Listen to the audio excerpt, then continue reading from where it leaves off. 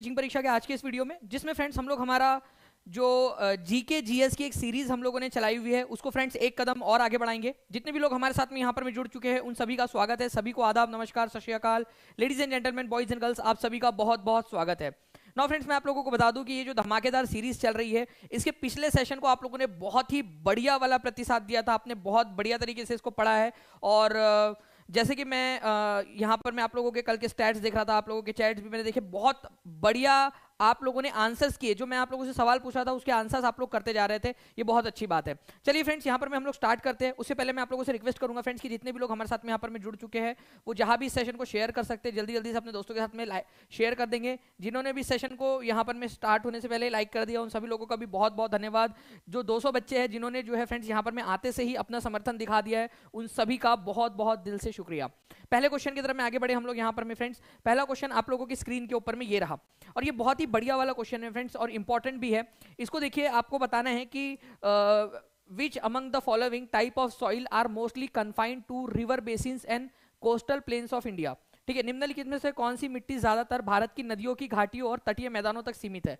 ठीक है, मतलब कि जो तटीय मैदान होते हैं या नदियों की घाटियां होती है, नदियां जो होती है उसके आसपास में ये मिट्टी आप लोगों को मिलती है। ठीक है, और हमारे भारत में तो बहुत सारी नदियां हैं, तो बहुत सारी नदियों के आसपास में ये मिट्टी मिलती है आप लोगों को। तो कौन सी वाली मिट्टी की बात हो रही है? ये बात हो रही है आप लोगों की एलुवियल सॉइल की, जलोढ़ मिट्टी।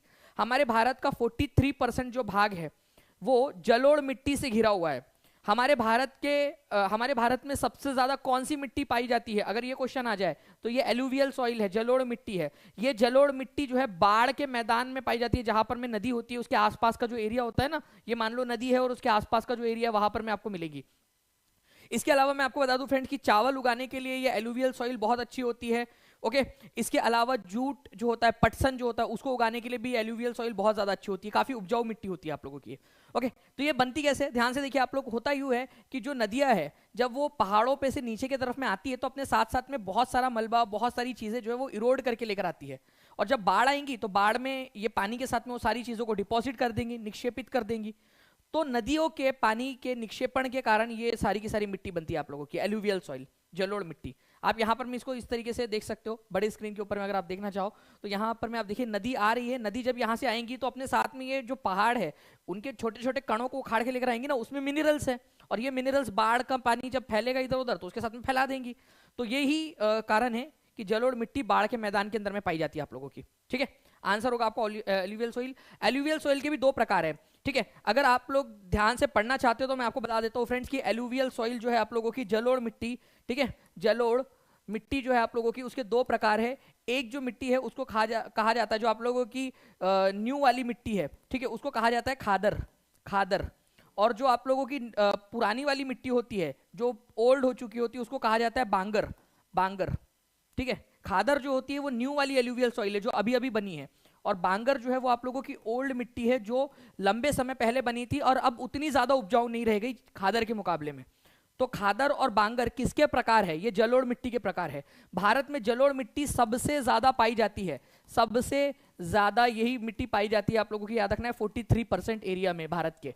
ओके, और काफी ज्यादा उपजाऊ मिट्टी होती है। बहुत बढ़िया तरीके से आप ऐसे ही पढ़ते रहिए फ्रेंड्स, मैं आप लोगों को काफी सारी चीजें बताता रहूंगा। स्वराज मेरा जन्मसिद्ध अधिकार है और मैं इसको लेकर रहूंगा। ये बीपीएससी के अंदर में क्वेश्चन आया था, टीआरई के अंदर में। ठीक है, जल्दी जल्दी से बताइए इसका आंसर क्या होगा। जी हाँ, बिल्कुल, झारखंड के एग्जाम के अंदर में भी ये आप लोगों का जो है ओके, आप लोगों के एग्जाम के अंदर में इंपॉर्टेंट है, झारखंड के अंदर में, और DSSB के एग्जाम में, बीपीएससी के एग्जाम के अंदर में, सारी जो भी आप लोगों की जीके जीएस जिसमें आता है उनमें सभी में इंपॉर्टेंट आप लोगों की क्लास बिहार जो स्वराज है, ये मेरा जन्म सिद्ध अधिकार है, मैं इसको लेकर रहूंगा। ये नारा किसने दिया था? ये नारा दिया था लोकमान्य तिलक ने। पिछले लेक्चर में मैंने आपको बताया था कि लोकमान्य तिलक की जो है मृत्यु कब हुई थी। कितने बच्चे हैं जिनको याद है? Revision is the key to success. 400 बच्चे यहाँ पर में फ्रेंड्स इतना स्पीड में जुड़ चुके हैं, आप लोगों ने जो है लाइक की बौछार यहाँ पर में कर दी। जल्दी जल्दी से यहाँ पर मेरे को भी बताते रहिए कि लोकमान्य तिलक के बारे में हमने क्या क्या पढ़ा था। हमने देखा था कि 1 अगस्त, ठीक है, कौन सा था वो साल? 1920। ठीक है, आप लोगों को पता है ना, आजकल ऐसे क्वेश्चन पूछे जाते हैं क्रोनोलॉजी लगाने वाले कि ये घटना कब घटी, ये घटना कब घटी, ये घटना कब घटी। तो 1 अगस्त 1920 जो है लोकमान्य तिलक का निधन हो गया था। और फ्रेंड्स, लोकमान्य तिलक की अर्थी को महात्मा गांधी ने, उनके साथ में जो है शौकत अली और सैफुद्दीन किचलू, ये जो दो मुस्लिम नेता थे, उन्होंने भी कंधा दिया था। ठीक है, तो ये क्वेश्चन बनता है आप लोगों से। मौलाना हसरत मोहानी जो थे, उन्होंने शोक गीत पढ़ा था लोकमान्य तिलक के, जो जिस समय उनकी मृत्यु हुई थी उस समय में। ठीक है, चलिए तो लोकमान्य तिलक के बारे में और क्या जानते हो आप लोगों को बता देता हूं मैं। DSSB TGT में क्वेश्चन आया था कि केसरी और मराठा नाम का न्यूज़पेपर इन्होंने कब चालू किया। तो पहली बात तो एक क्वेश्चन ये बनता है कि केसरी एंड मराठा ये जो न्यूज़पेपर है ये किसने स्टार्ट किए थे, लोकमान्य तिलक ने। कब किए थे अगर ये क्वेश्चन आ जाए तो 1881 के अंदर में। सभी लोग लिखेंगे केसरी और मराठा नाम के अखबार कब निकाले थे इन्होंने। केसरी और मराठा नाम के अखबार निकाले थे 1881 के अंदर में। DSSB TGT के अंदर में आ चुका क्वेश्चन है फ्रेंड्स ये आप लोगों का, TGT फीमेल वाले शिफ्ट के अंदर में। तो ये क्वेश्चन हो सकता है बिहार में पूछ ले, DSSB में कहीं पे पूछ ले, या कोई और एग्जाम में भी आप लोगों से पूछ ले जहां पर में भी आप लोग आगे जाकर एग्जाम देने वाले हो। यूपी की जो आप लोगों की पुलिस की एग्जाम है, या फिर आपको RO की एग्जाम है वहां पर में पूछ ले, बिहार SSC में पूछ ले, कहीं पे भी पूछा जा सकता है। ये इंपॉर्टेंट है, याद रखना आप लोगों ने। तो आंसर जो है फ्रेंड्स, स्वराज मेरा जन्म सिद्ध अधिकार है, मैं इसको लेकर आऊंगा। ठीक है, लोकमान्य तिलक ने ये नारा दिया था। राजा राम मोहन रॉय ने इनमें से किस संस्था की स्थापना की थी, इंपॉर्टेंट वाला पॉइंट है आप लोगों का। तो राजा राम मोहन रॉय इनमें से किस संस्था के संस्थापक है, जल्दी जल्दी से बताइए आप सभी लोग। राजा राम मोहन रॉय। तो देखिए फ्रेंड्स, अगर मैं बात करूं राजा राम मोहन रॉय की, तो राजा राम मोहन रॉय ने, ठीक है, ब्राह्मो समाज की स्थापना की थी, ब्राह्मो समाज की। ओके, आर्य समाज के संस्थापक कौन है, आर्य समाज के संस्थापक है स्वामी दयानंद सरस्वती। रामकृष्ण मिशन के संस्थापक है विवेकानंद जी। ठीक है, और प्रार्थना समाज जो है फ्रेंड्स आत्माराम पांडुरंग, ये याद रखना आप लोगों ने, महाराष्ट्र के अंदर में बॉम्बे प्रांत में इसकी स्थापना हुई थी। तो ब्राह्मो समाज कलकत्ता के अंदर में राजा राम मोहन रॉय के द्वारा 1828 के अंदर में स्थापित किया गया था। ब्राह्मो समाज से पहले उन्होंने कौन से वाले समाज की स्थापना की थी, ये भी आप लोगों से एक क्वेश्चन बन सकता है। तो आपको याद रखना है ब्राह्मो समाज से पहले आत्मीय सभा की स्थापना की थी। ये यूपी TGT वाला जो पेपर हुआ था 2021 का, उसमें आया था आत्मीय सभा। ठीक है, आत्मीय सभा, उसके बाद में ब्राह्मो समाज बना। आत्मीय सभा जो है फ्रेंड्स आप लोगों को याद रखना है कि 1815 के अंदर में उन्होंने ऑलरेडी स्टार्ट कर चुके थे, ब्राह्मो समाज बाद में स्टार्ट किया उन्होंने। ठीक है, तो B is the correct answer. Which is the highest gallantry award in India, Bharat के अंदर में सर्वाधिक वीरता जो है, सबसे बड़ा वीरता पुरस्कार कौन सा है। महावीर चक्र, परमवीर चक्र, कीर्ति चक्र, वीर चक्र। देखिए ये सारे के सारे जो अवार्ड्स हैं हमारे भारत के अंदर में वीरता के लिए दिए जाते हैं, लेकिन सबसे बड़ा गैलेंट्री, सबसे बड़ा वीरता का पुरस्कार कौन सा है जो दिया जाता है भारत के अंदर में। तो भारत में दिया जाने वाला सबसे बड़ा वीरता का जो पुरस्कार है फ्रेंड्स, वो है परमवीर चक्र। ठीक है, ये याद रखना है आप सभी लोगों ने। ठीक है, Paramvir Chakra, answer is option number B. इसकी स्थापना हुई थी 26 जनवरी 26 जनवरी 1950 को। और इसको जो है ना फ्रेंड्स, पीछे जाकर पहला ही जो अवार्ड दिया गया था आपका, ठीक है, वो पीछे जाकर दिया गया। पीछे जाकर इन द सेंस 1947 में एक हमारे जो सेना अधिकारी थे जिन्होंने भारत की रक्षा करते करते अपनी जान दे दी थी पाकिस्तान के युद्ध के साथ में, बड़गांव का युद्ध हुआ था उसके अंदर में। ठीक है, तो उनको परमवीर चक्र दिया गया था। तो ये क्वेश्चन जो है, देखिए फ्रेंड्स आप लोगों को बता दूं, ये क्वेश्चन आया था यूपी कांस्टेबल के अंदर में 2020 में। आज ही मैंने यूपी परीक्षा वाला जो चैनल है ना, उसके ऊपर में पढ़ाया भी है इसको। बताइए यहां पर में, देखिए निम्नलिखित में से कौन भारत के प्रथम सर्वोच्च वीरता पुरस्कार परमवीर चक्र से सम्मानित हुए थे।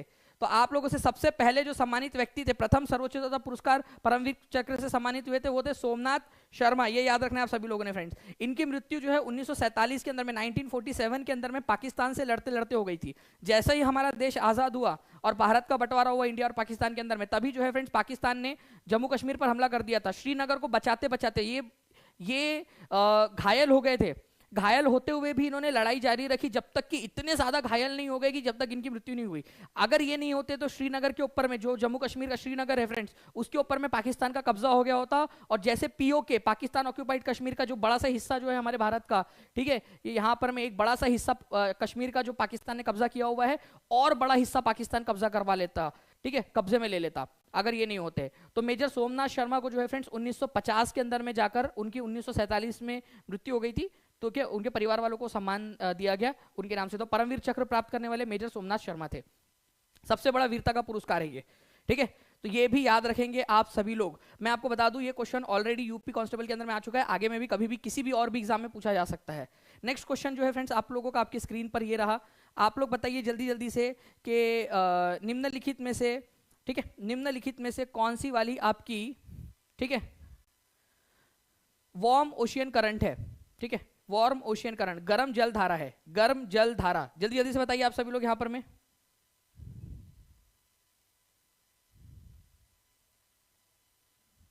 तो देखिए अगर मैं बात करूं आप लोगों से फ्रेंड्स, कौन सी वाली गर्म जलधारा नहीं है बोल रहा है यहाँ पर में, Florida, Alaska, Canary current, Agulhas current. Super TET के अंदर में आया था ये क्वेश्चन आप लोगों का। अगर मैं आप लोगों से बात करूं फ्रेंड्स, कैनरी करंट, ये आप लोगों का कोल्ड करंट है। कैनरी करंट और लेब्राडोर दोनों जो है कोल्ड करंट है आप लोगों के, ठीक है। उसके बाद में जो है फ्रेंड्स, अगर मैं आप लोगों को एक मैप के थ्रू दिखाऊं यहाँ पर में, तो आप देख सकते हो ये है आपका गल्फ स्ट्रीम, गर्म जलधारा है। अलास्का करंट गर्म जलधारा है आप लोगों की, ठीक है। अगुलहास करंट हिंद महासागर के अंदर में गर्म जलधारा है आप लोगों की। वही अगर कैनरी की बात करोगे तो आप देखिए यहाँ पर में ये ब्लू कलर में दिखाई दे रही है कैनरी। कैनरी करंट और लेब्राडोर बहुत ज्यादा बार पूछते हैं, सबसे ज्यादा पूछा जाने वाली ये तीन, ठीक है, कैनरी, गल्फ स्ट्रीम और लेब्राडोर। तो कैनरी करंट और Labrador current, current in the sense समुद्र की जलधारा है, ये दोनों ठंडी है, गल्फ स्ट्रीम गर्म है। वही अलास्का करंट, अलास्का के ये जो यूएसए का ये वाला पार्ट है ना अलास्का, उसके पास से बहता है, तो ये अलास्का करंट जो है आप लोगों का गर्म जलधारा है, ठीक है। ब्राजील करंट, ब्राजील गाना सुनते ही आप लोगों के अंदर में गर्मी आ जाती है, जोश आ जाता है, तो ब्राजील जो है आप लोगों का फ्रेंड्स ये याद रखना है गर्म जलधारा है। Agulhas current very very very important, Hind महासागर की जलधारा है ये अगुलहास करंट, ठीक है, गर्म जलधारा है। तो प्लीज इसको याद रखना, बहुत ज्यादा इंपॉर्टेंट पॉइंट्स है ये आप लोगों के, ठीक है। तो क्या क्या हम लोगों ने देखा, हमने देखा अच्छा फ्लोरिडा करंट आप लोगों को बता देता हूं। देखिए फ्रेंड्स फ्लोरिडा कहां पर में, यहां पर में ना एक राज्य है अमेरिका का, फ्लोरिडा नाम का राज्य है। तो यहां से एक जो है धारा बहती है, ओके, ये गर्म जलधारा है, गर्म जलधारा फ्लोरिडा के पास से बहती है, इसी वजह से इसको फ्लोरिडा करंट के नाम से जानते हैं। फिर बाद में ये गल्फ स्ट्रीम में जाकर विलीन हो जाती है। तो फ्लोरिडा करंट भी एक तरीके की गर्म जलधारा है आपकी, ओके। तो फ्लोरिडा करंट, अलास्का और अगुलहास गर्म है। कैनरी जो है ये कोल्ड है, ये अपने आप में, अगर आपको बाकी नहीं भी पता होता तो कम से कम आप लोगों को जो है फ्रेंड्स लेब्राडोर, कैनरी और गल्फ स्ट्रीम ये पता होना ही चाहिए। और साथ ही साथ अगुलहास करंट, अगुलहास करंट भी अक्सर एग्जाम में पूछा जाता है, ठीक है। तो चलिए ऐसे ही आप लोग जो है फ्रेंड्स यहाँ पर में आंसर्स लगाते रहिए, जितने भी लोग कमेंट में आंसर कर रहे हैं चारों के चारों लिख दीजिए आप लोग। अच्छा मेरे को ये बताओ कि कौन सा वाला जो है कौन कौन से महाद्वीप, कौन से महासागर में है, ठीक है। फ्लोरिडा करंट कौन से महासागर में, अलास्का कौन से महासागर में, अगुलहास और कैनरी करंट बता सकते हो क्या आप लोग? मैप आप लोगों को देता हूँ, मैप देखकर बताओ आप लोग, कोई दिक्कत नहीं है, ठीक है। मैप देखो यहाँ पर में और इसका आंसर करो आप लोग। मैं थोड़ा सा बड़ा भी कर देता हूँ आप सभी लोगों के लिए, ताकि आप लोग इसका आंसर कर सके, ठीक है। जल्दी जल्दी से बताते जाएंगे इस पर्टिकुलर क्वेश्चन का आंसर आप लोग, जल्दी बताइए। कौन सी वाली धारा कौन से वाले महासागर में आप लोगों को दिखाई दे रही है? अगुलहास करंट कहां पर में है? हिंद महासागर में, सभी लोग लिख देंगे। उसके बाद में देखिए friends gulf stream, Labrador current, canary, ये तीनों के तीनों लिखो आप लोग। ये जो है अटलांटिक ओशियन में है, अटलांटिक महासागर में। और ये अलास्का करंट प्रशांत महासागर के अंदर में है, ठीक है। तो कुछ इंपॉर्टेंट वाले हैं जो आपसे पूछे जाते हैं अक्सर आपसे, इसी वजह से इंपॉर्टेंट याद रखना आप लोगों ने, ठीक है। उसके बाद में फ्रेंड्स नेक्स्ट क्वेश्चन की तरफ में हम लोग आगे बढ़ते हैं। आप लोगों को यहाँ पर मैं बताना है कि निम्नलिखित में से कौन सा एकमात्र राज्य है जिसे कुशासन के आधार पर हटा दिया गया था। कुशासन के आधार पर यह बोला गया कि इसमें कुशासन हो रहा है, ठीक है, कुशासन के आधार पर हटा दिया गया। तो बताइए कौन सा वाला राज्य था जिसको कुशासन के नाम पे हटा दिया गया, कि वहां पर में मिस गवर्नमेंट हो रहा है। 1856 की बात है, ठीक है। और जो गवर्नर जनरल थे भारत के वो थे लॉर्ड डलहौजी, ठीक है, डलहौजी। उन्होंने अवध के ऊपर में आरोप लगाया कि अवध के जो नवाब है, नवाब वाजिद अली शाह, वो अवध को ठीक से नहीं संभाल पा रहे हैं। वो अपने दरबार के अंदर में दादिन धिन्ना, मतलब वो कथक और कवाली पता नहीं क्या क्या वो सब चलता रहता था उनके दरबार में, ठीक है, उसी में व्यस्त रहते थे, ओके। तो अवध जो है उसको मिस गवर्नेंस के आरोप में जो अंग्रेज थे उन्होंने हथिया लिया था, अपने कब्जे में ले लिया था। और अवध के नवाब को जो है उन्होंने कलकत्ता डिपोर्ट कर दिया, कलकत्ता भेज दिया था लखनऊ से उठा के अवध, ठीक है। 1856 लॉर्ड डलहौजी, ये भी इंपॉर्टेंट पॉइंट है आप लोगों का। चलिए नेक्स्ट क्वेश्चन की तरफ में आगे बढ़ते हैं फ्रेंड्स। ये देखिए ये भी बड़ा इंपॉर्टेंट सा क्वेश्चन है और इंटरेस्टिंग क्वेश्चन है। बताइए जल्दी से इसका आंसर क्या होगा। देखो इसके अंदर में क्या बोला गया है आप लोगों को, आप लोगों से कहा गया है इस पर्टिकुलर क्वेश्चन के अंदर में कि 1905, 1916, 1907, 1911 कौन कौन सी घटना कब कब घटी थी, ये बताते जाएंगे आप सभी लोग। मतलब आप लोगों ने जोड़ियां लगानी है जिस साल में जो घटना घटी होंगी उससे जो है रिलेट करते हुए।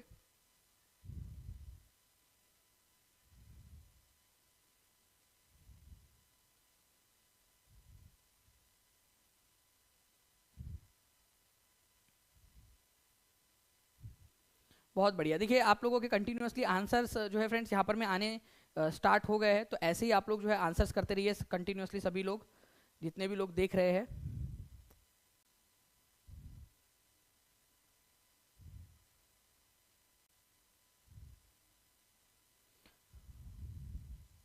ओके, तो देखिए फ्रेंड्स 1905 के अंदर में क्या हुआ था, तो बंगाल का बंटवारा हुआ था 1905 के अंदर में। लॉर्ड कर्जन उस समय में भारत के वायसराय थे, Lord Curzon.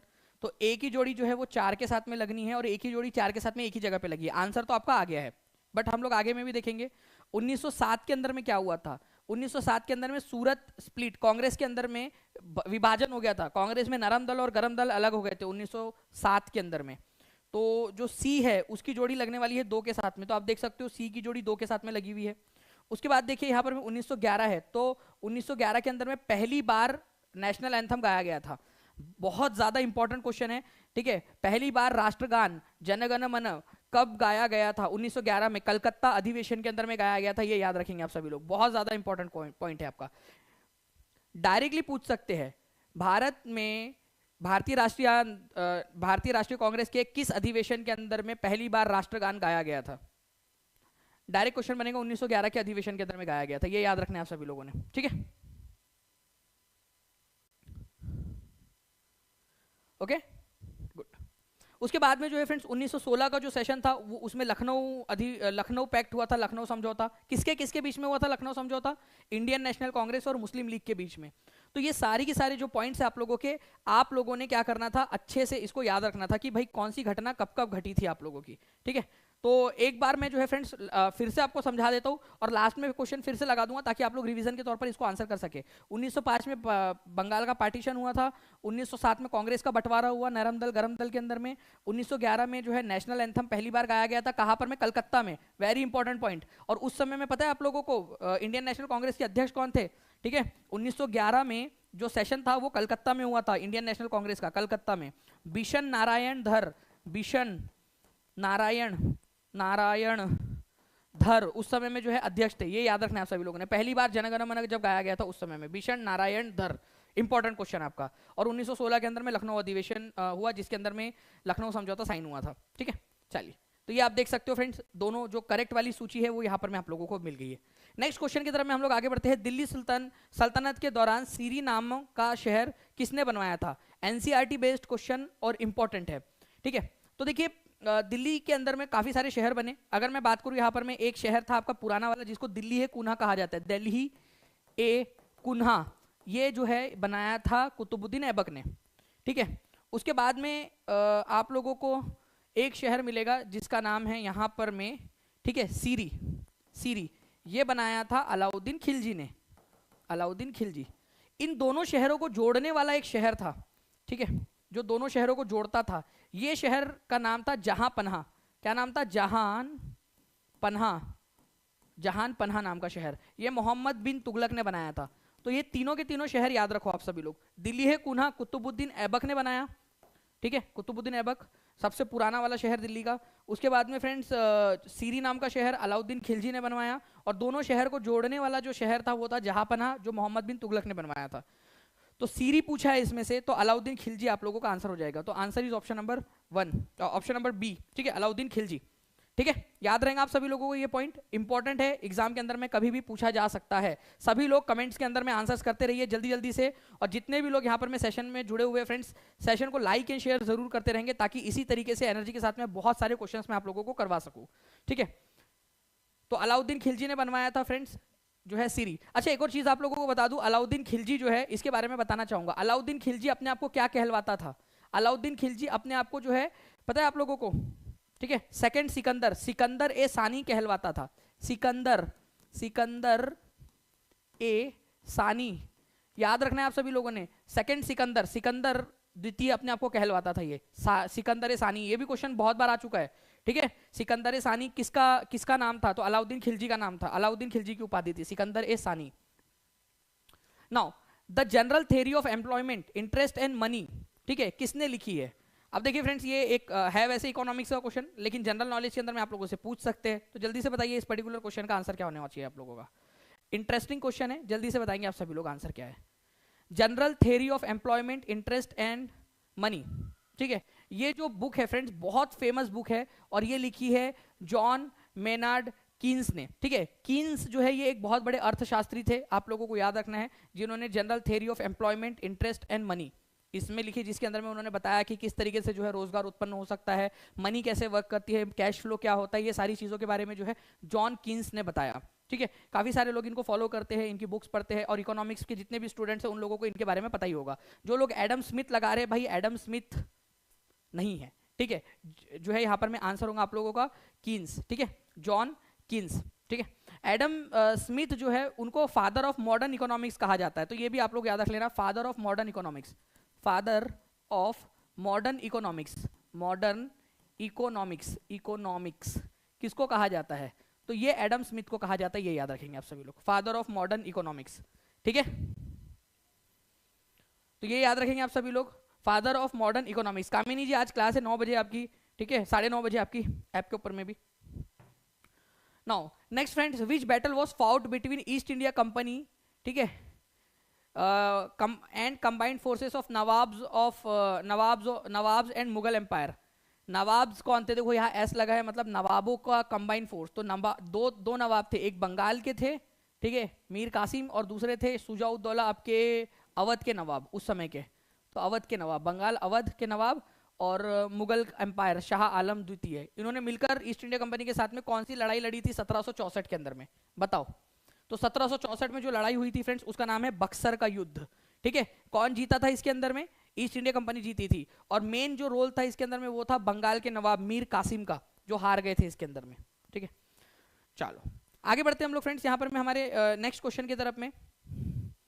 Battle of Buxar के बारे में आप लोगों को बता दिया, मीर कासिम जो है बंगाल के नवाब थे उस समय में जो हार गए थे।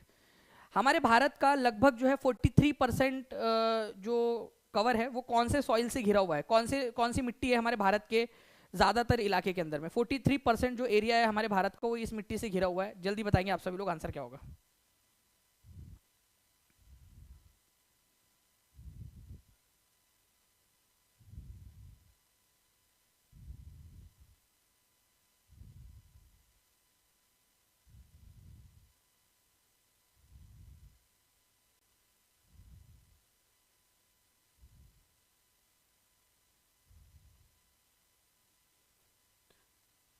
बहुत बढ़िया फ्रेंड्स, देखिए आप लोगों के आंसर्स यहाँ पर में कंटिन्यूअसली आ रहे हैं, तो ऐसे ही आप सभी लोग जो है आंसर्स करते रहेंगे। देखिए तो भारत का मैक्सिमम पार्ट जो है आप लोगों का ये एलुवियल सॉइल, जो जलोढ़ मिट्टी है उससे घिरा हुआ है। जलोढ़ मिट्टी आपको पता है बाढ़कृत मैदान के अंदर में बनती है, नदी के अंदर में जब बाढ़ आती है तो बाढ़ का पानी इधर उधर फैल जाता है, और बाढ़ के पानी के साथ में जो आप लोगों का मटेरियल बह के आया है वो डिपॉजिट हो जाता है, निक्षेपित हो जाता है, इसकी वजह से ये मिट्टी बहुत ज्यादा उपजाऊ होती है। ठीक है, एलुवियल सॉइल, भारत का ज्यादातर हिस्सा एलुवियल सॉइल से बना हुआ है। ठीक है, लगभग 43%। ठीक है, नाउ फ्रेंड्स, तबाकत नासिरी नाम की जो पुस्तक है वो किसने लिखी है, ये क्वेश्चन आप लोगों से पूछा गया है, तो जल्दी से इसका भी आंसर कर दीजिए। तबाकत नासिरी, ठीक है, तबाकत ए नासिरी नाम की पुस्तक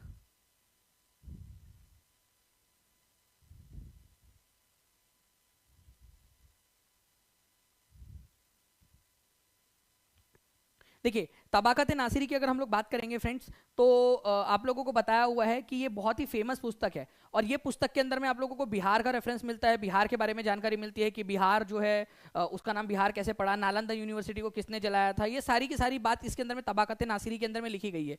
मिनहाज सिराज जो थे उन्होंने ये बुक लिखी, ये याद रखना आप लोगों ने।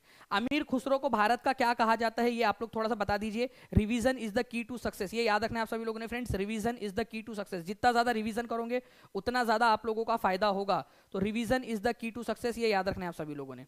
ठीक है, चलिए, तो तबाकत नासिरी मिनहाज सिराज ने लिखी थी, इंपॉर्टेंट है। अमीर खुसरो को तोताए हिंद कहते हैं, पैरट ऑफ इंडिया, तोताए हिंद, अमीर खुसरो को। ठीक है, चलो नाउ फ्रेंड्स, मिनहाज सिराज जो थे तबाकत नासिरी लिखी उन्होंने। उसके बाद में अमीर खुसरो की बुक की बात करूं मैं तो तुगलकनामा, वेरी इंपॉर्टेंट बुक, ये आप लोगों को पता है ना, थोड़े दिन पहले मैंने पूछा भी था आप लोगों से कि तुगलकनामा किसने लिखी है, तो तुगलकनामा आप लोगों ने याद रखना था फ्रेंड्स कि अमीर खुसरो ने लिखी है। उसी समय आपको बताया भी था तुगलकनामा के समय में कि अमीर खुसरो को जो है तोताए हिंद कहा जाता है। खजैन उल फुतू, ठीक है, बड़ा अजीब सा नाम है, खजैन उल फुतू इन्होंने लिखी है। किरान उस सादीन, बाकी आप लोगों से जो है फ्रेंड्स सबसे इंपॉर्टेंट वाला जो पूछते हैं वो पूछते हैं तुगलकनामा। ठीक है, तो तुगलकनामा किसने लिखी है, अमीर खुसरो ने लिखी है। जियाउद्दीन बर्नी ने लिखी है फतवाए जहांदरी, वेरी इंपॉर्टेंट क्वेश्चन। ठीक है, फतवाए जहांदरी किसने लिखी है, ओके। और तारीख ए फिरोज शाही, तारीख ए फिरोज शाही जियाउद्दीन बर्नी ने। और इब्न बतूता की पुस्तक का नाम है किताबुल रेहला, जिसको रेहला भी बोलते हो आप लोग, सिंपल भाषा में रेहला भी बोलते हो। एक बार रिवीजन करें क्या जल्दी जल्दी से हम लोग इस पॉइंट का, ठीक है? रेडी हो आप सभी लोग? एक बार कराओ आप लोगों को रिवीजन, ठीक है? पूछता हूं आप लोगों से, जो इंपॉर्टेंट वाली बुक्स है उसको पूछ लेता हूं यहाँ पर मैं जल्दी जल्दी से लिख के आप लोगों से, आप लोग जो है कमेंट करके बताना मुझे।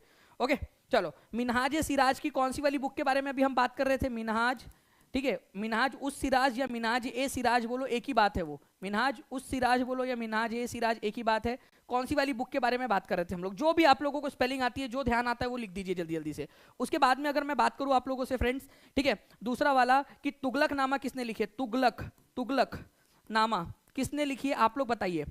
ओके, उसके बाद में मैं आप लोगों से पूछ रहा हूं कि फतवा ए जहांदरी, फतवा ए जहांदरी किसने लिखी है? तो फतवा ए जहांदरी जल्दी से बताएंगे आप सभी लोग। और उसके बाद में, ठीक है, नेक्स्ट मैं आप लोगों से बोल रहा हूं कि रेहला नाम की पुस्तक किसने लिखी थी? रेहला, जल्दी जल्दी से बता दीजिए आप लोग। और आपके हर एक बच्चे का कमेंट यहाँ पर में आ जाना चाहिए जल्दी जल्दी से, एक एक बच्चे का कमेंट यहाँ पर में आ जाए। और मैं चैट रेट भी देख रहा हूँ कंटिन्यूअसली, चैट रेट जो है बढ़ते रहना चाहिए आप सभी लोगों का।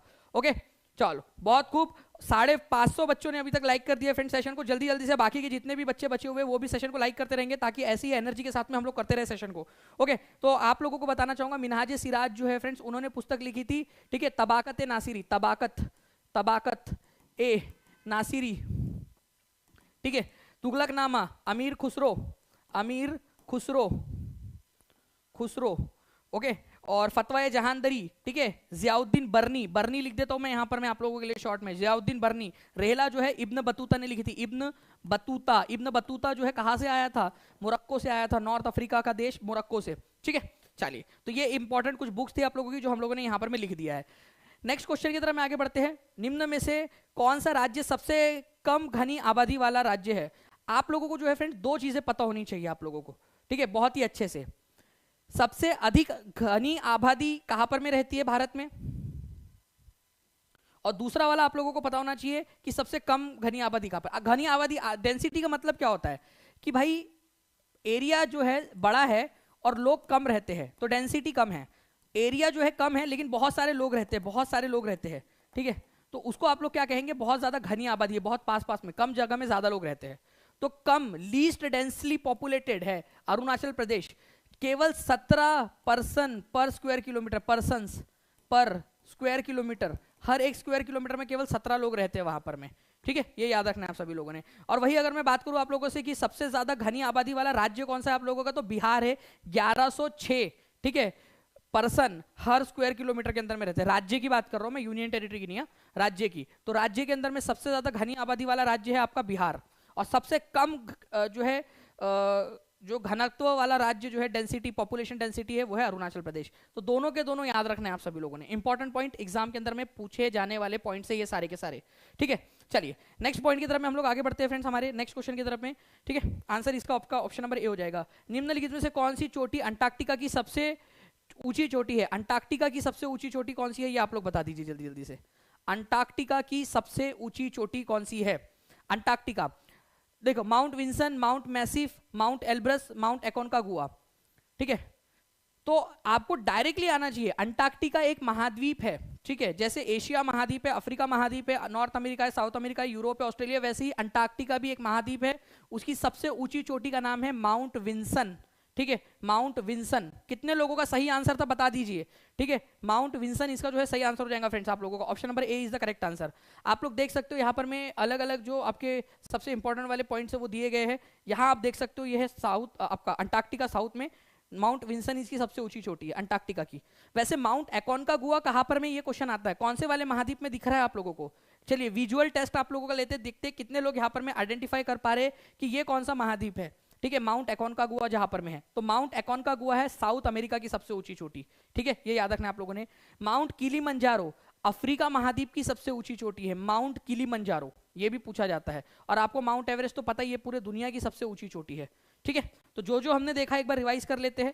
क्वेश्चन में पूछा गया था कि अफ्रीका की सबसे ऊंची चोटी कौन सी है, तो अफ्रीका की सबसे ऊंची चोटी है आप लोगों की माउंट विंसन। हमने देखा कि माउंट एकोनकागुआ दक्षिण अमेरिका की सबसे ऊंची चोटी है, ठीक है। माउंट एल्ब्रस जो है फ्रेंड्स आप लोगों का यूरोप की सबसे ऊंची चोटी है, माउंट एल्ब्रस यूरोप के अंदर में। वैसे रशिया में आता है, रशिया दोनों महाद्वीप में ना, रशिया तो फैला हुआ एशिया में भी है और यूरोप में भी है। तो रशिया का जो भाग यूरोप में आता है उधर साइड वाले में है माउंट एल्ब्रस, यूरोप की सबसे ऊंची चोटी, ठीक है। और किलिमंजारो अफ्रीका की सबसे ऊंची चोटी। ठीक है, चलिए, तो इस तरीके से जो है फ्रेंड्स ये पॉइंट्स आप लोगों ने याद रखने थे, इंपॉर्टेंट है, एग्जाम के अंदर में आप लोगों से पूछते हैं। ठीक है, नाउ फ्रेंड नेक्स्ट क्वेश्चन है आप लोगों का, इस क्वेश्चन का आंसर करेंगे सभी के सभी लोग, जल्दी जल्दी से बताइए कि आपका निम्नलिखित में से कौन सी युग्म सही नहीं है, कौन सा वाला सही तरीके से सुमेलित नहीं है।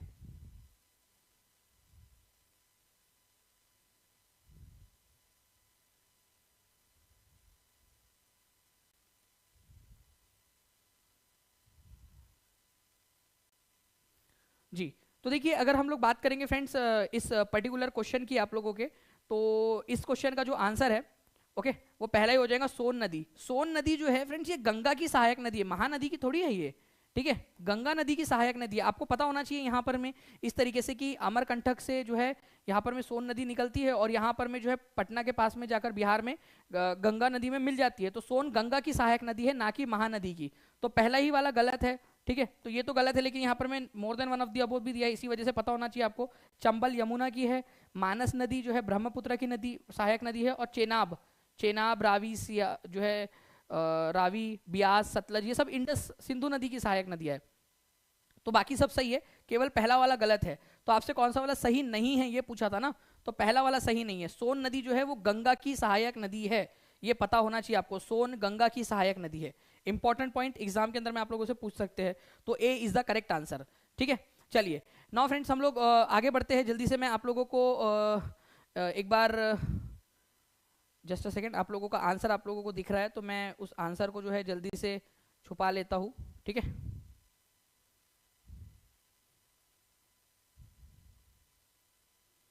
चलिए चलिए आपको बताना है जियाउद्दीन बर्नी ने किस पुस्तक को लिखा था। ठीक है, which book was written by Ziauddin Barani. ठीक है, शाही अल बुखारी, तारीख फिरोज शाही, फुतुहस सुल्तानी, या किरानुसुदैन। ठीक है, तो ये किरानुसुदैन जो है ये फ्रेंड्स ये स्पेलिंग अलग अलग हो सकती है। ये किरानुसुदैन जो है आप लोगों का ये लिखी गई है आपके अमीर खुसरो के द्वारा। तो तारीख फिरोज शाही ये याद रखना है आप सभी लोगों ने। ठीक है, ये बुक लिखी गई थी जियाउद्दीन बर्नी के द्वारा। ठीक है, तो आंसर इसका आपका ऑप्शन नंबर 2 हो जाएगा। तो प्लीज इस पर्टिकुलर पॉइंट को भी आप सभी लोग याद रखिए। तारीख फिरोज शाही, फतवा जहांदरी, ये दोनों के दोनों पुस्तक जियाउद्दीन बर्नी के द्वारा लिखी गई है। इंपॉर्टेंट पॉइंट है, एग्जाम के अंदर में आप लोगों से पूछते हैं। ठीक है, तो तारीख फिरोज शाही नाम की पुस्तक जियाउद्दीन बर्नी ने लिखी है। फिरोज शाही और फतवा जहांदरी दोनों ही बुक इनकी है, तारीख फिरोज शाही और फतवा जहांदरी। इंपॉर्टेंट क्वेश्चन है आप लोगों का ये फ्रेंड्स, इसको याद रखना है आप सभी लोगों ने। ठीक है, नाउ मैं अब आप लोगों से जो है फ्रेंड्स कुछ पॉइंट्स आप लोगों से पूछना चाहूंगा, कुछ क्वेश्चन है आप लोगों से। ठीक है, उसके भी आप लोग जल्दी जल्दी से आंसर कर दीजिए। जैसे एक पर्टिकुलर क्वेश्चन यहाँ पर में आप लोगों के लिए है, जस्ट सेकेंड।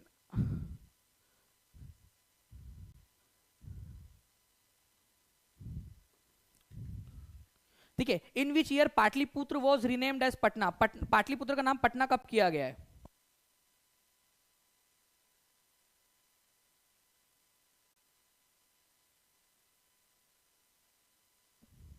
चलिए, तो देखिए फ्रेंड्स पटना जो है ना आप लोगों का, पाटलिपुत्र का पहले जो है इसको पटना के नाम से भी जाना जाता था, ये भी आप लोग थोड़ा सा इसको याद रख सकते हो।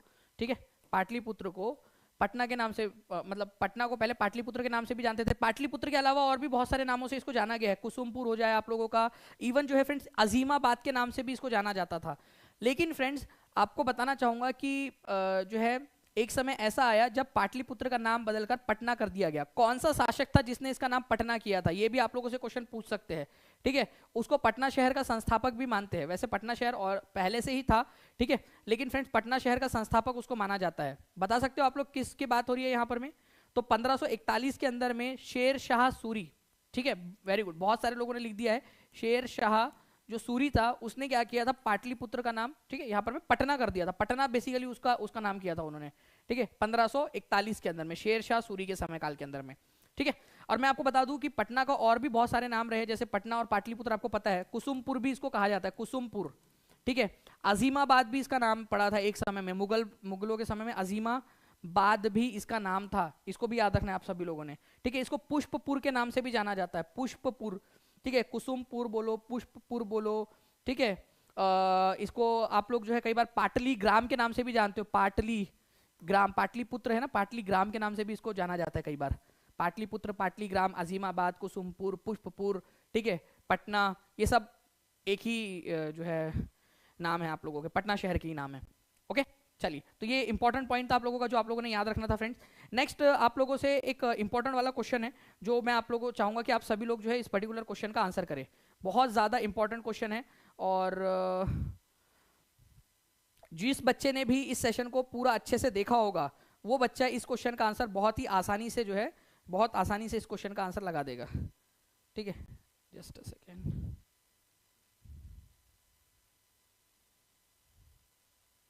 देखिए, क्वेश्चन जो है आप लोगों का फ्रेंड्स, आप लोगों की स्क्रीन के ऊपर में ये रहा, जन गण मन पहली बार कांग्रेस के किस अधिवेशन में गाया गया था और उस अधिवेशन का अध्यक्ष कौन था? देखिए, इंपॉर्टेंट, अपने आप में इंपॉर्टेंट क्वेश्चन है। बताइए कि पहली बार जन गण मन जो है किस अधिवेशन में गाया गया था, और उस अधिवेशन का अध्यक्ष कौन था, ये भी आप लोग बताओगे।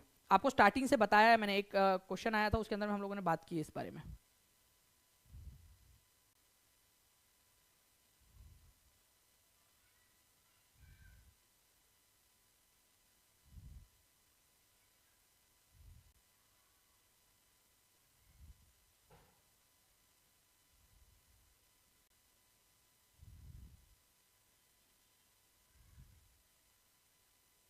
चलिए, बहुत बढ़िया फ्रेंड्स, यहाँ पर मैं देखिए आप लोगों को बता दूं कि जन गण मन जो हमारा राष्ट्रगान है, ठीक है, इसकी रचना की थी रविंद्रनाथ टैगोर ने। इसको सबसे पहले 1911 के अंदर में कलकत्ता अधिवेशन के अंदर में गाया गया, और उस समय में कांग्रेस के जो अध्यक्ष थे, ठीक है, वो थे बिशन नारायण धर। ठीक है, धर थे वो, डार नहीं थे, धर थे, धर, बिशन नारायण धर।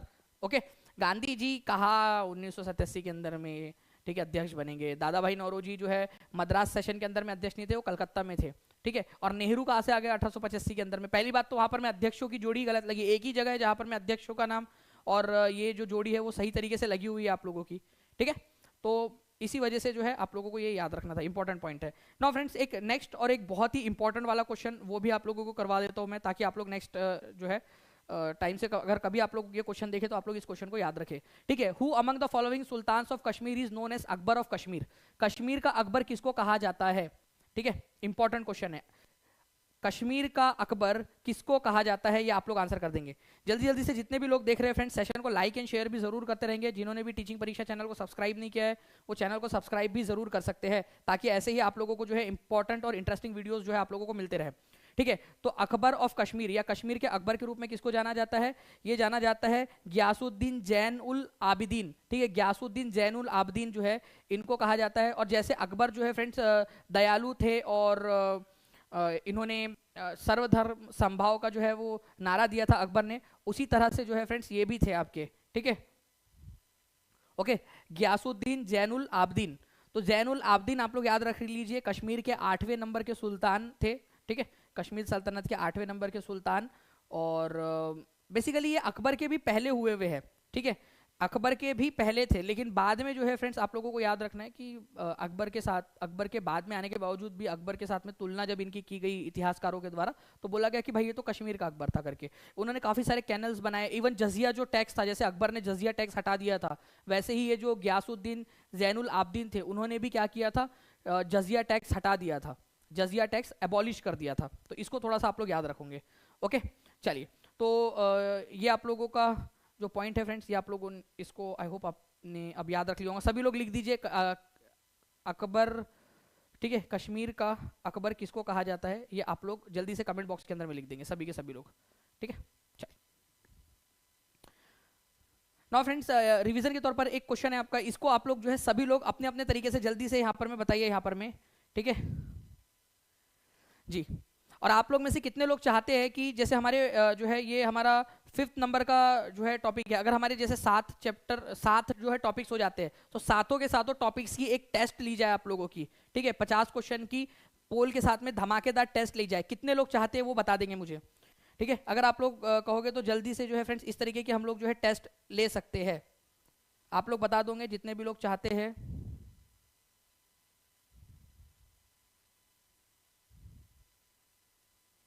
चलिए, बहुत बढ़िया। तो देखिए, अगर मैं बात करूं आप लोगों से फ्रेंड्स, यहाँ पर मैं इसकी, तो आपको पता है कि 1905 के अंदर में बंगाल का बंटवारा हुआ था। ये आप लोगों ने लिख देना था, कमेंट बॉक्स में लिखते जाइए सभी के सभी लोग, ठीक है। 1907 के अंदर में कांग्रेस में स्प्लिट हुई थी। ये सेशन कहां पर में हुआ था, स्प्लिट जब हुई थी कांग्रेस की, ये सेशन हुआ था सूरत के अंदर में। 1911 में नेशनल एंथम जो है वो गाया गया था। कौन सा अधिवेशन था, कौन से जगह पे हुआ था ये अधिवेशन, जल्दी बताइए, अभी थोड़ी देर पहले आपको बताया मैंने। और 1916 में लखनऊ अधिवेशन हुआ था, ठीक है, जिसके अंदर में लखनऊ समझौता साइन किया गया था 1916 के अंदर में, इंडियन नेशनल कांग्रेस और मुस्लिम लीग के बीच में। ओके, मैक्सिमम लोग जो है फ्रेंड्स यहाँ पर मैं चाहते हैं आप लोगों के जो है कि भाई आपका इस तरीके से एक जो है टेस्ट हो जाए आप लोगों की। तो फ्रेंड्स हम लोग ऐसी एक टेस्ट जिसके अंदर में जो 7 सेशन होंगे हमारे, उनको हम लोग यहाँ पर में करेंगे। तो आप लोग क्या कीजिए, पिछले वाले जो सेशंस है उन सभी सेशंस को जो है आप लोग उन सारे सेशंस को आप लोग रिवीजन करना भी स्टार्ट कर दीजिए, आप सभी के सभी लोग। ओके, चलिए, तो ये जो है फ्रेंड्स आज का आप लोगों का बेसिकली सेशन था। अगर आप लोग चाहो तो मैं कुछ आप लोगों से क्वेश्चन पूछ सकता हूँ, जैसे कि सीरी नाम का शहर जो है उसकी स्थापना किसने की थी, ये आप लोग आंसर करेंगे जल्दी से। सीरी नाम का शहर, ठीक है। जहां पन्हा, इंपॉर्टेंट क्वेश्चन बता रहा हूं आप लोगों को, जहान पन्हा जो है किसने की थी। आपको बताना है कि सिकंदर ए सानी किसने उपाधि ली थी। जो बच्चे ने पूरा सेशन अच्छे से देखा होगा वो इसका आंसर कर पाएगा। सिकंदर ए सानी की उपाधि किसने ली थी, जल्दी से आंसर कर देंगे आप सभी लोग। ओके, चलो, इसके अलावा बताइए आप लोग कि सोन नदी जो है वो कौन से नदी की सहायक नदी है, ठीक है। सहायक नदी किसकी सहायक नदी है ये, क्योंकि इस पर मैंने क्वेश्चन कराया है आप लोगों को, तो आप लोगों को याद होना चाहिए किसकी सहायक नदी है, ये बता देंगे मुझे, ठीक है। आप लोग मुझे बताइए कि कैनरी करंट कैसी धारा है। कैनरी ठंडी है, वार्म है या फिर कोल्ड करंट है, आप लोग बताइए, वार्म है या कोल्ड है। कैनरी करंट, कैनरी जलधारा कौन से वाले महासागर के अंदर में है, ये भी आप लोग मुझे कमेंट करके बता सकते हो कौन सा वाला महासागर है। इसके अलावा जो है फ्रेंड्स आप लोगों को बताना है कि माउंट विंसन, ठीक है, माउंट विंसन कौन से महाद्वीप की सबसे ऊंची चोटी है, ठीक है। कौन सा कॉन्टिनेंट है जिसकी सबसे ऊंची चोटी, कॉन्टिनेंट कौन सा महाद्वीप है, बताएंगे सभी लोग, जल्दी से कमेंट करके बता दीजिए। और आपका चैट रेट एकदम फास्ट तेजी से बढ़ना चाहिए। सेशन को लाइक भी करते चलिए फ्रेंड्स। आप लोग देख रहे हो कि आप लोगों को पढ़ाते समय कहीं पे भी मेरी एनर्जी के अंदर में कमी नहीं आ रही है, तो आप लोगों की एनर्जी में कैसे कमी आ सकती है। आप लोग जानते हो, आप लोग अगर ये समय चला गया ना आप लोगों का, जब मेहनत करने वाला समय है, जब आप लोग कुछ कर सकते हो, तब आप अगर मान लीजिए कुछ नहीं करते हो, तो जब समय नहीं रहेगा तब आप पछताओगे। क्योंकि फ्रेंड्स आज जो आया है ना, आप लोग सोचते हो कि कल कर लेंगे आगे कर लेंगे, क्योंकि जो आज आया है वो भी कभी ना कभी तो कल था, वही कल तो है आज बन के आया आपके लिए, फिर कल के ऊपर में टालोगे, फिर वो कल आज बन के आएगा आपका। तो आज ही करना है, जो करना है वो आज करना है। आज होगा तो ही सक्सेसफुल हो पाओगे आप लोग। अगर आज करोगे तो सक्सेसफुल होंगे, कल कभी नहीं आता, केवल और केवल आज आता है, ये याद रखना है फ्रेंड्स। क्योंकि आप देख लीजिए पिछले कई सालों से कई सारी चीजें होंगी जो आप कल पे टालते गए और वो कल कभी आया ही नहीं, हमेशा आज आया है, ठीक है। तो चलिए, तो ये क्वेश्चंस है आप लोगों के, इसके आंसर्स अभी के अभी टाइप कर दीजिए सभी के सभी लोग। हम लोग जो है फ्रेंड्स हमारे ऐसे ही और भी क्वेश्चंस के साथ में मिलेंगे, जितने लोग चाहते हैं, ठीक है, कि आप लोग की टेस्ट हो जाए, वो मेरे को कमेंट करके तो साथ बताएंगे ही। साथ ही साथ मैं आप लोगों को इसकी प्लेलिस्ट जो है वो भी आपको पिन कर दूंगा और साथ में, ठीक है, जो टेलीग्राम ग्रुप्स है, ठीक है, टीचिंग परीक्षा का टेलीग्राम ग्रुप है, टीचिंग परीक्षा, यहाँ पर मैं आपको प्रोवाइड कर दूंगा। और जो दानिश शेख टेलीग्राम ग्रुप है इस पर भी प्रोवाइड कर दूंगा आप लोगों को इसकी प्लेलिस्ट आप लोगों को, ताकि आप लोग जो है फास्ट फॉरवर्ड उसकी रिवीजन कर सके। तो जल्दी से रिवीजन, कमेंट में आंसर कर करके रिवीजन करते जाइए उनकी। मैं एक 50 क्वेश्चन की आपकी एक टेस्ट लूंगा जिसमें हम लोग फास्ट क्वेश्चंस करेंगे और देखेंगे कि कितना आप लोगों ने सीखा है। ये मौके है फ्रेंड्स आप लोगों के लिए अपने आप को निखारने के, मेहनत करके आगे बढ़ने के। मैं आपको अपॉर्चुनिटीज दे रहा हूं, यहाँ पर मैं एक प्लेटफॉर्म दे रहा हूं आपको, जहां पर मैं आप लोग पढ़ सकते हो, रिवीजन कर सकते हो, खेल में पढ़ाई हो जाएंगी। याद रखिए, अगर आप नहीं करोगे तो बाकी लोग जो कर रहे हैं वो आपसे आगे तो निकल ही रहे हैं, वो तो निकलेंगे ही निकलेंगे। तो ये मौका है, डबल मेहनत करो और आगे निकलो आप लोग यहाँ पर में जल्दी से, ठीक है। तो 7 ये 5 हो गए हैं, 2 सेशन और होंगे, उसके बाद में मैं एक आप लोगों की 50 क्वेश्चन की टेस्ट लूंगा, देखते हैं कि कितने लोग उसके अंदर में बेहतर प्रदर्शन कर पाते हैं। तो आज से ही लग जाइए, पूरे पिछले 5 सेशन को जो है आज का मिला के जो है आप लोगों का पांचों के पांचों सेशन को रिवाइज कर लीजिए, ताकि कल और परसों वाला सेशन आप लोग वही के वही रिवाइज करके टेस्ट अच्छे से दे सके, ठीक है। चलिए जी हाँ, आरओ एआरओ के अंदर में भी आप लोगों का होगा। और मैं आपको बता दूं कि टीआरई 3.0 के लिए जो भी लोग सवाल पूछ रहे हैं, टीआरई 3.0 बिल्कुल होगा फ्रेंड्स आपका, क्योंकि वो बीपीएससी को सौंप दिया गया है बीपीएससी के कैलेंडर में। आप मुझे बताइए, कोई भी सरकार की एग्जाम, कोई भी जो है सरकार हो, क्या पीसीएस की एग्जाम नहीं होती? होती है, क्योंकि वो जो है एक संवैधानिक निकाय है आप लोगों का। चाहे यूपी पीसीएस हो आप लोगों का, चाहे यूपीएससी हो, चाहे आप लोगों का एमपी पीसीएस हो, आप लोगों का एमपीएससी हो, आप लोगों की कर्नाटक की हो, चाहे तेलंगाना की हो, तमिलनाडु की, पीसीएस एग्जाम संवैधानिक निकाय है। आपकी टीचिंग की कराने की जिम्मेदारी आपके बीपीएससी को सौंप दी गई है, जो संवैधानिक निकाय है उसने अपने कैलेंडर में शामिल कर लिया है। मतलब एग्जाम होंगी, चाहे वैकेंसी कम निकाले, कंपटीशन आपका बढ़ जाए, लेकिन आप लोगों की एग्जाम होंगी। संवैधानिक निकाय के कैलेंडर में बाकायदा उसको डाला गया है, ये याद रखना है आप सभी लोगों ने, ठीक है। आप तैयारी करते रहिए, क्योंकि फ्रेंड्स इंतजार करने वालों को उतना ही मिलेगा जितना कोशिश करने वाले छोड़ देंगे। ये चीज याद रखिए आप सभी लोग। अब आप सोचिए कि आप कोशिश करने वाले बनना चाहते हो या फिर आप इंतजार करने वाले बनना चाहते हो, क्योंकि जब वो समय आएगा ना आप लोगों का, जब आपका रिजल्ट वाला दिन आएगा, जब पेपर का दिन रहेगा और उसके बाद में रिजल्ट आएगा आप लोगों को, तब आप सोचोगे कि काश उस दिन सब जानी सर समझा रहे थे तो उस दिन समझ लिया होता, तो आज खुशियों वाला माहौल होता। वो माहौल नहीं होता कि यार काश मेहनत कर ली होती। काश चाहिए या आकाश चाहिए, आज डिसाइड करना है, क्योंकि कल नहीं आएगा, जो भी आएगा वो आज ही आएगा आपका। ओके, मिलते हैं फ्रेंड्स हमारे नेक्स्ट लेक्चर के अंदर में। तब तक के लिए thank you very much, take care and bye, god bless you all, thank you very much. मैं आप लोगों की जो टेस्ट की लिंक है वो यहाँ पर मैं पेस्ट कर दे रहा हूँ, ताकि आप लोग जो टेस्ट है उसको अच्छे से दे सके।